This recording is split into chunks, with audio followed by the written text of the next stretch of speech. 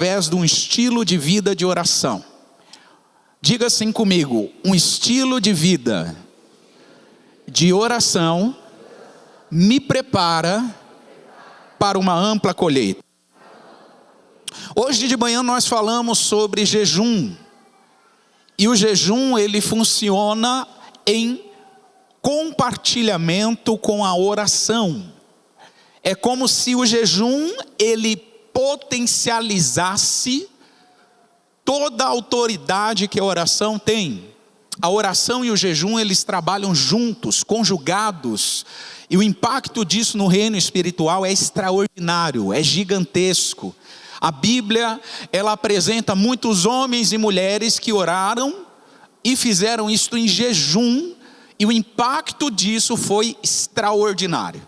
Jesus jejuou, os apóstolos jejuaram, a igreja primitiva tinha um hábito de jejum, e embora não fosse uma ordenança de Cristo, você não vai encontrar na Bíblia Jesus dizendo façam jejum, mas você vai encontrar na Bíblia muitos episódios onde Jesus encoraja o jejum. Então eu te convido a meditar sobre isso. Então, falando sobre uma vida de colheita através da oração, eu quero começar pontuando com você qual é o propósito da oração. Quando a gente fala de oração, nós precisamos entender que Deus criou o homem para que esse homem manifestasse a glória dele aqui na terra. Deus nos criou a sua imagem e semelhança, como diz Gênesis 1:26. E o propósito de Deus ter nos criado assim tem uma única finalidade. E que finalidade é essa? Manifestar a glória dele aqui na terra, manifestar o poder dele, refletir a natureza dele e cumprir os propósitos de Deus de governo sobre a terra. Os Salmos 115 e verso 16, abra comigo esse texto. O salmista vai expressar isso dizendo o seguinte: os céus são os céus do Senhor, mas a terra ele deu a quem, gente? Aos filhos dos homens, aos seres humanos, a descendência de Adão. Deus confiou a terra ao homem, para que o homem refletisse a natureza dele aqui, para que o homem cumprisse os propósitos de Deus aqui, e para que o homem governasse sobre a terra. A terra foi entregue ao homem para que o homem exercesse governo. Então, dentro desse contexto, a gente vai se lembrar que Adão perdeu essa autoridade quando ele cedeu à tentação que a serpente ofereceu para Eva e para ele. Então ele come do fruto da árvore do entendimento do bem e do mal, e ele perde este lugar de governo, ele perde este lugar de agente para estabelecer os propósitos de Deus sobre a terra. Esse lugar só vai ser mais tarde recuperado pela obra que Jesus fez na cruz do Calvário. Então Jesus recuperou esse lugar de governo, e hoje nós como igreja, nós como filhos de Deus, temos a autoridade de estabelecer o governo dele aqui sobre a terra. Alguém diz amém para isso? A pergunta é: como a gente faz isso? E aí que entra a importância da oração. Mateus capítulo 6, versículo 9 e 10, acompanhem comigo. Portanto, vocês ou vós orareis assim: Pai nosso que estás nos céus, santificado seja o teu nome, venha o teu reino, e seja feita a tua vontade, aqui na terra, ou tanto na terra, como ela é feita onde? Irmãos, perceba que Jesus, ele está mostrando aos discípulos que a oração é um recurso para estabelecer o reino de Deus aqui na terra. Como é que o reino de Deus é estabelecido aqui na terra? Número 1, através de oração.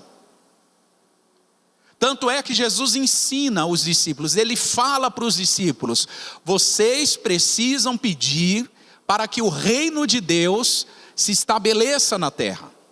Vocês precisam pedir para que a realidade espiritual seja a realidade aqui da terra. Então, esse movimento de oração da igreja é um movimento de quem já restaurou a sua intimidade e a sua autoridade de governo. Nós oramos porque sabemos quem é o nosso Pai. Nós oramos porque sabemos o que a palavra do nosso Pai diz. Nós oramos porque reconhecemos que através da oração nós mudamos realidades aqui na terra. Alguém diz amém para isso? Agora veja, irmãos, o inferno sabe, os demônios sabem, o diabo sabe que uma vida de constante oração manifesta a autoridade de Deus sobre a terra, e por isso ele quer impedir que o povo de Deus ore. E como ele impede? Das mais variadas formas, das mais variadas maneiras. Talvez você tenha facilidade para maratonar uma série de Netflix durante 1, 2 ou 3 horas, mas tem uma dificuldade enorme de orar 5 minutos. Talvez você tenha facilidade para bater papo com alguém que você ama, que você gosta, e não tem nada de errado nisso, temos que bater papo, alguém diz amém? Bata papo mesmo. Você fica ali 2, 3, 4, 5 horas falando com a pessoa, mas você tem uma dificuldade enorme de falar com o teu pai 5 minutos. E se você está enfrentando esse tipo de dificuldade, eu preciso te alertar sobre algo. Muito provável que o diabo, os demônios, as opressões malignas estão te cercando e estão trabalhando para que você não exerça autoridade aqui na terra como um filho de Deus. Para que você abra mão de exercer autoridade através da oração. Para que você simplesmente se distraia com relação a isso e acha que é absolutamente normal. Não é normal não orar. É normal não falar com Deus. É normal a gente falar com Deus só no domingo. No domingo eu vou lá no culto. Os irmãos vão orar na abertura do culto, vão orar no momento da oferta, vão orar no momento da palavra. E a gente ora no domingo. Se esse é o nosso pensamento, irmãos, eu preciso te alertar. Nós estamos debaixo de um nível de opressão maligna. A oração é um recurso para estabelecermos o reino de Deus aqui na terra. E esse recurso precisa ser utilizado. Então, a pergunta é: por que a gente deve orar? Eu falei um pouco sobre o propósito da oração, e agora eu quero que você entenda o porquê nós devemos orar. Lucas capítulo 6 e versículo 12, abra comigo esse texto, e eu gostaria que você olhasse esse relato bíblico. Vocês podem ler? 1, 2, 3.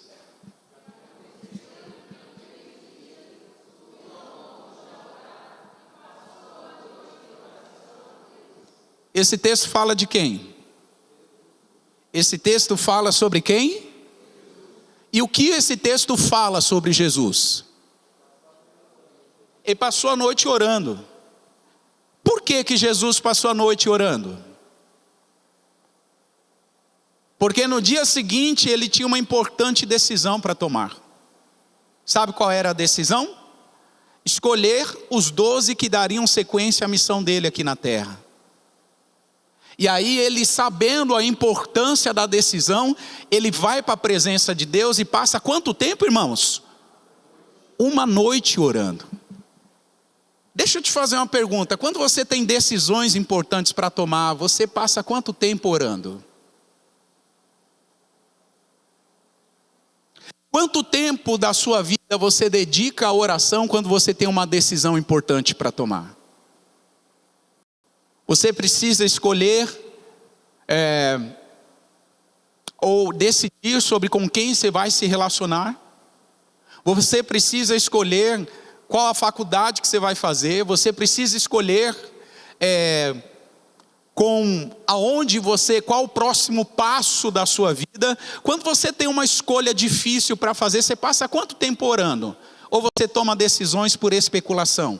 O que você acha que é certo? Esse texto revela algo muito precioso sobre Jesus. Esse texto mostra para nós que Jesus, ele era um homem de oração. Ele estava envolvido em oração, porque ele entendia o valor que a oração tinha. Por que que nós devemos orar? Porque nós somos imitadores de Jesus. Oração não é um recurso que a gente usa para a gente alcançar o que nós queremos. Oração é um recurso sobrenatural para a gente acessar os céus e trazer os céus aqui para a terra. Você acessa os céus. Quando alguém diz assim, feche os seus olhos, a mensagem subliminar é o seguinte: sai daqui da terra e se conecta com o céu. E quando alguém diz assim, comece a falar com o Pai, comece a agradecer, comece a louvar o Senhor, a expressar palavras de gratidão, a ideia é de que você já esteja diante do trono da graça, falando com o próprio Pai. Mas para alguns esse momento é um momento de assusto, de assombro. Algumas pessoas ficam assim, olhando para o lado para ver se alguém está fechando o olho também. Deixa eu ver se aquela pessoa fechou. Se aquela não fechou, não vou fechar também não. Ouça, orar não é especular, gente. Oração não é achismo. Oração não é instrumento para eu alcançar a minha vontade. Oração é acesso ao trono da graça para manifestar a vontade dos céus aqui na terra.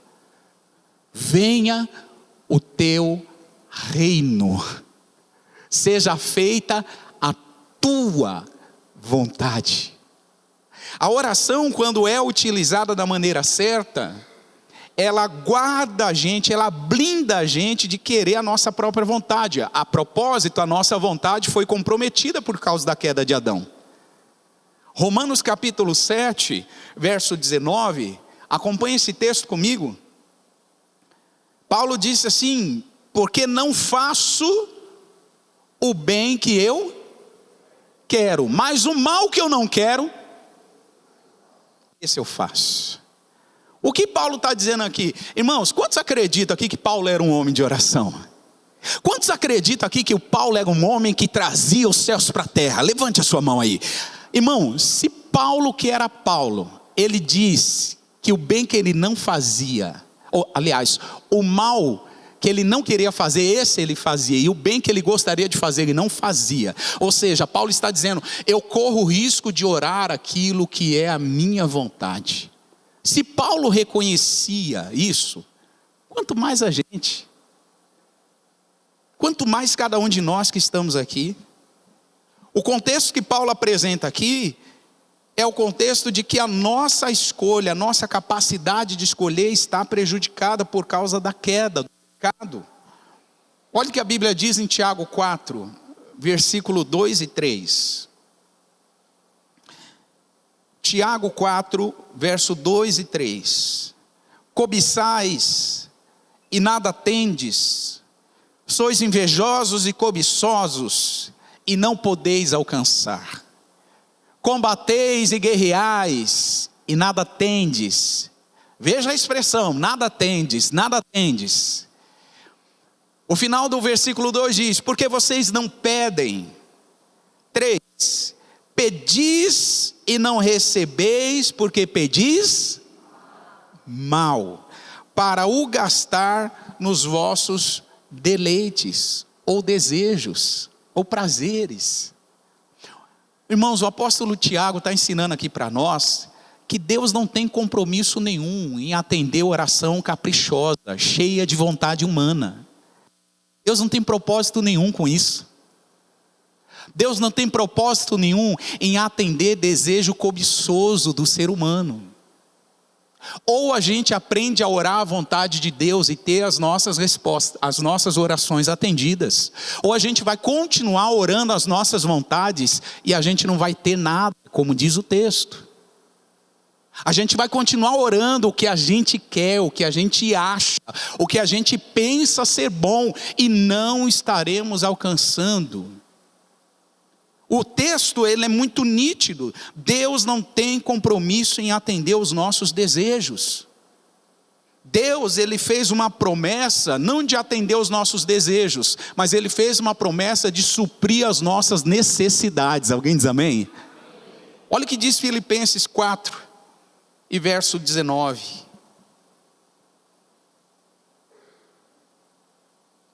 Filipenses 4, 19. É uma afirmação de Paulo.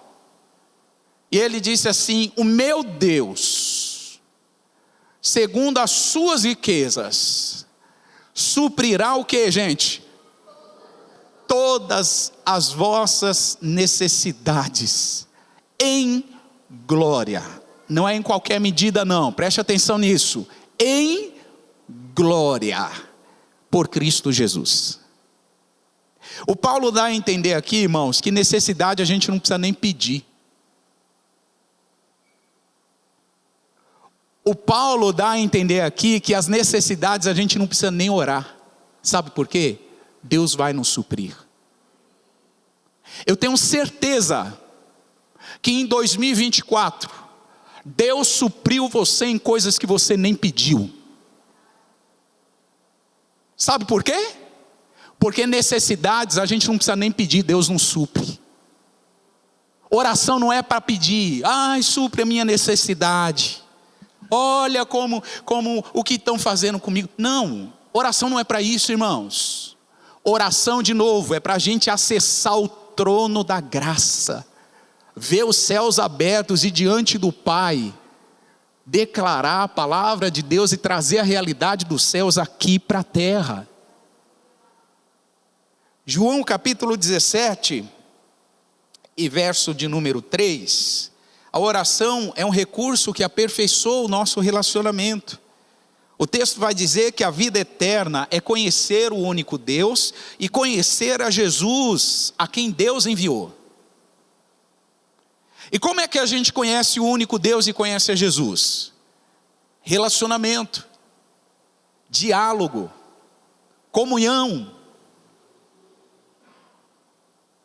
A oração não é só eu falar, é eu também parar para ouvir. Quando você ora, você para ouvir o Senhor ou você só fala? Senhor Jesus, eu preciso disso, disso. O meu dia amanhã vai ser assim. Amém, tchau, fui. É assim que você ora? Você está perdendo a melhor parte da oração. Sabe qual é a melhor parte da oração? Não é você falar, é você ouvir. Ouvir. Perceber o Espírito Santo plantando textos bíblicos dentro de você. Perceber a voz de Jesus, o bom pastor, dizendo: eu sou contigo. Perceber a presença dele te fortalecendo, te dando ânimo, coragem, renovando a sua esperança e a sua fé. A melhor parte da oração não é aquilo que eu falo, é aquilo que eu paro para ouvir. Só que tem muitos de nós que não tem tempo para isso, né, irmãos? A nossa vida é muito corrida, né? Nossa vida é muito agitada. Não, deixa a oração para quem tem mais tempo. Como se alguém tivesse tempo numa loucura que é São Paulo.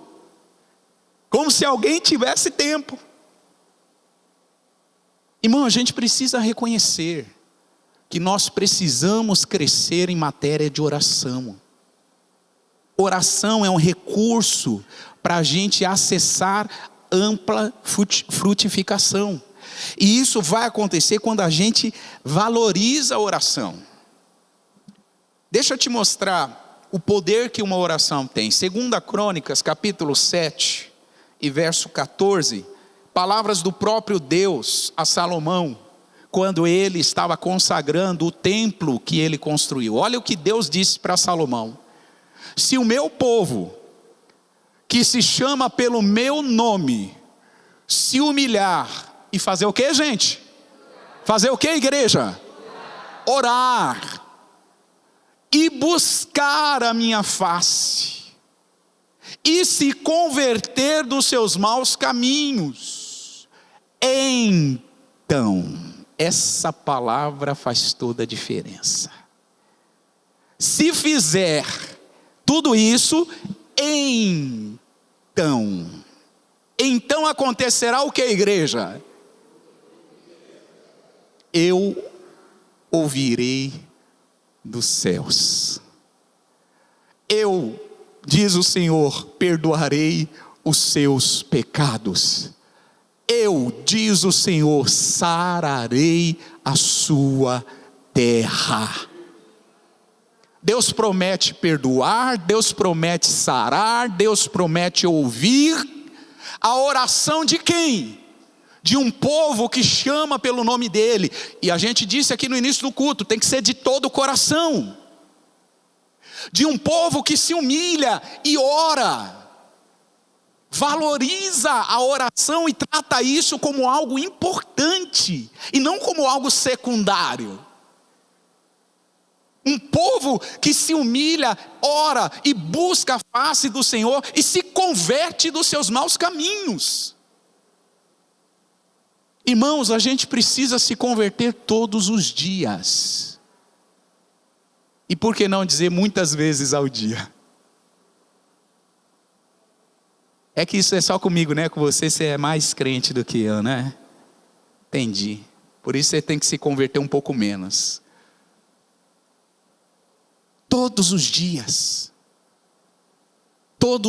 a gente tem que se arrepender, várias vezes ao dia. Ai pastor, mas isso não significa que eu estou sendo um cristão hipócrita. O cristão hipócrita é aquele que não reconhece que é pecador. Esse é o hipócrita. Que não reconhece que, como Paulo disse, o bem que ele quer fazer, ele não faz, mas o mal que ele não quer fazer, quando ele nem imagina, ele já fez. Esse é o hipócrita, que não reconhece essa realidade bíblica.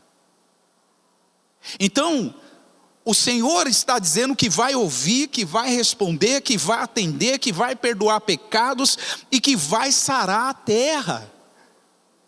A nossa terra precisa ser sarada, irmãos. O Brasil precisa ser sarado. A cidade de São Paulo precisa ser sarada. A sua família precisa ser sarada. Você precisa ser sarado. E o instrumento para ser curado se chama oração. Oração humilde. Oração de quem se posiciona diante de Deus e diz: Senhor, eu preciso te buscar mais. Eu preciso te buscar mais. Existem 2 exemplos de oração na Bíblia que me impressiona bastante. E eu gostaria de mostrar eles aqui para vocês nessa noite. O primeiro exemplo é o de Jesus. Diga assim comigo: Jesus orou por mim. Agora, para ficar melhor, diga: Jesus orou por nós. Olha o que diz João capítulo 17, verso 20 e 21. João 17, verso 20 e 21. Eu não rogo somente por esses, mas também por aqueles que pela sua palavra hão de crer em mim. Jesus está orando e disse: eu não oro só por esses discípulos que estão comigo, que o Senhor já me deu, que eu escolhi depois de ter passado uma noite em intimidade com o Senhor orando. Eu não oro só por eles. Eu oro por aqueles que vão se reunir lá na CBN no dia 5 de janeiro de 2025. Eu vou orar por aqueles que vão me aceitar lá no mundo árabe, onde muitos missionários estão entregando a sua vida para tornar Jesus conhecido.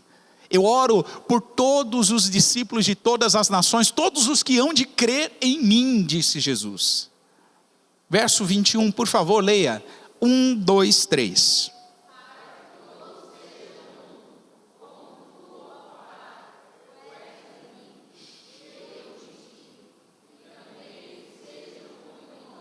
Perceba, Jesus está dizendo assim: o mundo vai crer que ele foi enviado quando todos os discípulos forem um. O texto está ensinando sobre unidade, irmão. Unidade na diversidade. Nós somos muitos, mas ao mesmo tempo em Cristo Jesus nós somos apenas um. Não somos muitos. É a unidade composta. Pastor, como é que se explica isso? É só você olhar vários exemplos. Por exemplo, o governo federal se manifesta em 3 instâncias: o executivo, o legislativo e o judiciário. São 3 governos? É um governo que se manifesta de 3 formas. Quando a gente fala da trindade de Deus, Deus Pai, Deus Filho e Deus Espírito Santo, são 3 deuses? Não, é um Deus que se manifesta em 3 pessoas distintas. Quando a gente fala de unidade composta, nós estamos falando sobre gente unida em um só parecer, gente unida em uma só direção, e isso traz o reino dos céus aqui para a terra. Irmãos, há um poder quando a igreja ora em unidade. Há um poder quando a igreja ora em concordância. Mateus capítulo 16, deixa eu te mostrar isso aqui. Obrigado, Senhor, pela sua palavra. Mateus capítulo 16.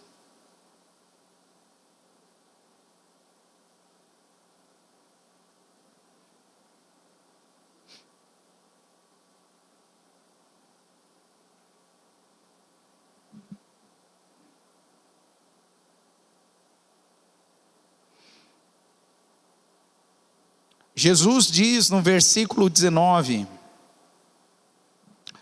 Mateus 16, 19: eu te darei as chaves do reino dos céus, e tudo o que ligares na terra será ligado nos céus, e tudo o que desligares na terra será desligado nos céus. Jesus está falando com Pedro acerca do poder, da autoridade, da concordância da igreja. A igreja tem autoridade quando concorda. Quando a gente pede para que venha o reino de Deus e se manifeste o reino, ele se manifesta. Agora, irmãos, é importante a gente lembrar que nem sempre as respostas da nossa oração vai vir de acordo com o que a gente imagina que seja bom. As respostas da nossa oração serão boas segundo o padrão e o modelo que Deus estabeleceu. Eu quero te mostrar isso no Salmo 119. Às vezes Deus vai responder uma oração trazendo para uma pessoa um processo,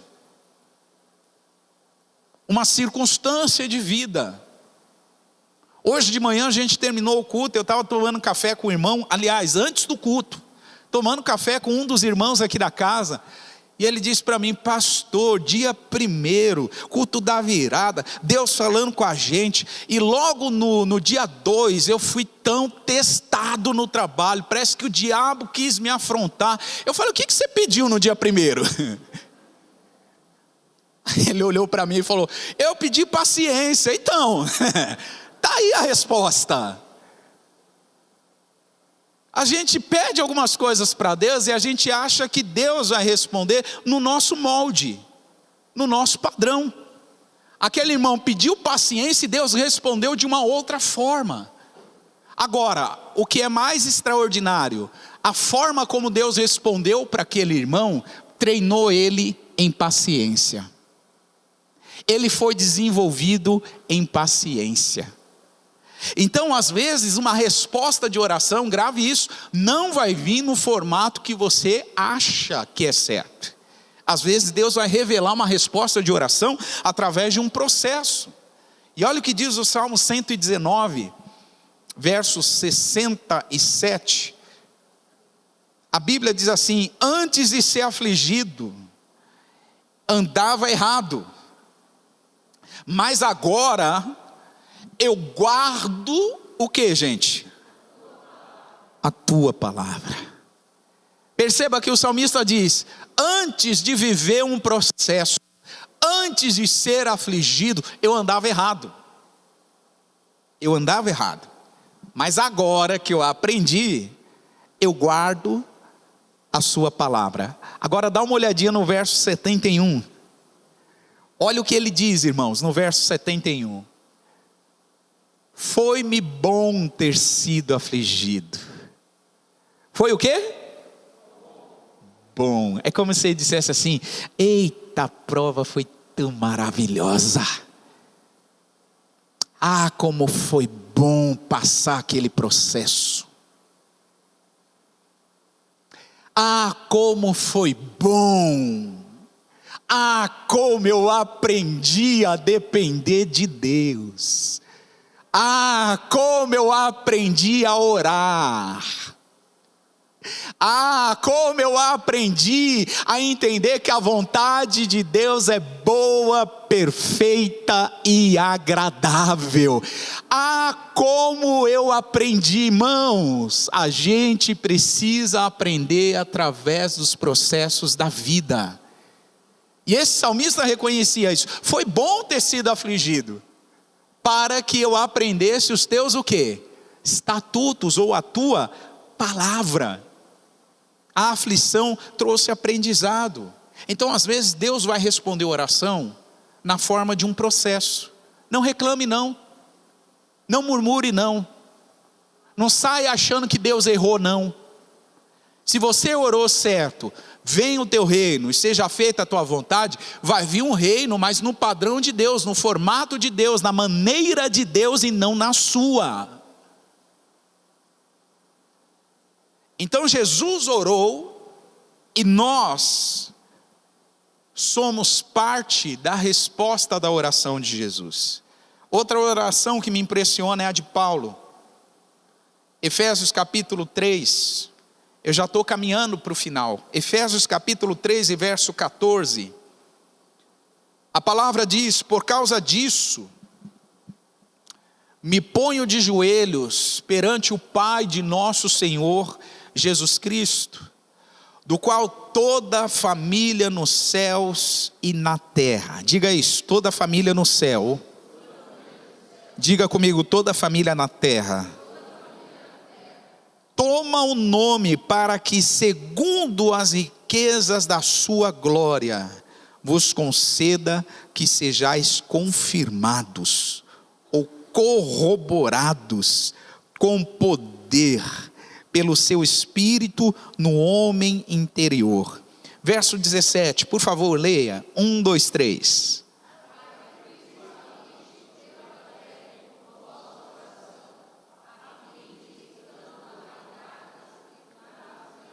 Pode seguir, por favor.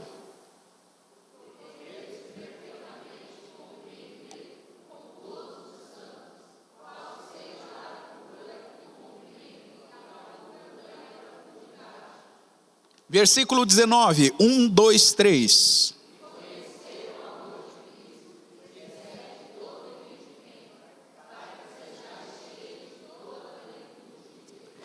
Esta é uma oração segundo a vontade de Deus. E nós concordamos que em 2025, para uma ampla frutificação, a CBN tem acesso às riquezas da glória de Cristo. A CBN é confirmada com poder no nosso interior, no interior de cada um de nós. Para a glória de Deus nós declaramos que a fé que habita em nós, ela vai crescer e se expandir. Para a glória do Senhor nós declaramos, a igreja está plantada e fundamentada no amor de Cristo. E por causa disso, nós conhecemos a plenitude de Deus. A igreja vai se expandir num conhecimento profundo de Deus. Se prepare para ter prazer na oração. Se prepare para ser atraído por Deus ao lugar do secreto. Se prepare para gastar e reservar horas de intimidade na presença do Senhor. E quando você se der conta, você notar que já passou horas na presença de Jesus. Se prepare para ter os olhos e os ouvidos espirituais abertos para a realidade espiritual. Eu declaro que as realidades naturais não governam a sua vida. O que governa a sua vida vida são as realidades espirituais, as realidades dos céus, onde Cristo está sentado à destra do nosso Pai. E nós declaramos: olhos espirituais sejam abertos agora mesmo, ouvidos espirituais sejam abertos agora mesmo. Toda trava, toda venda, todo ouvido, todo cárcere fechado, em nome de Jesus, se abra agora, para a glória de Deus Pai. Nós oramos e pedimos: venha o teu reino, Senhor, seja feita a tua vontade, aqui nessa terra, como ela é feita nos céus, como ela é feita nos céus. Alguém pode concordar com isso? Diga amém. Abra sua boca agora e peça as realidades espirituais. Feche os seus olhos e abra a sua boca. Peça pelas realidades espirituais.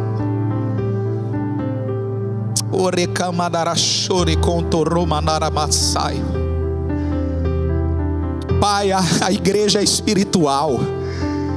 A igreja não é natural.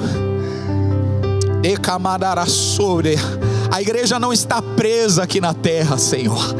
Nada nos prende aqui, nós somos dos céus. O que nos governa são as realidades espirituais. Por isso eu declaro, Senhor, toda fortaleza de mente, toda fortaleza de coração, toda cegueira espiritual, toda surdez espiritual é agora afastada de nós. Ouvidos espirituais se abram agora, olhos espirituais se abram agora, boca espiritual, boca profética se abra agora em nome de Jesus. Venha o teu reino, Senhor. Venha o teu reino, Senhor, e seja feita a tua vontade aqui na terra como ela é nos céus. Se coloca de pé, igreja. Continua chamando o reino, continua declarando a eternidade, continua declarando o que é celestial.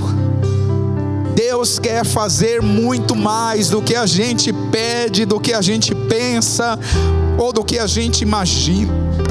O poder dele está operante em nós. Nós te agradecemos, Senhor. Nós declaramos as verdades espirituais. Nós declaramos: nada e nem ninguém nos afasta desse teu amor.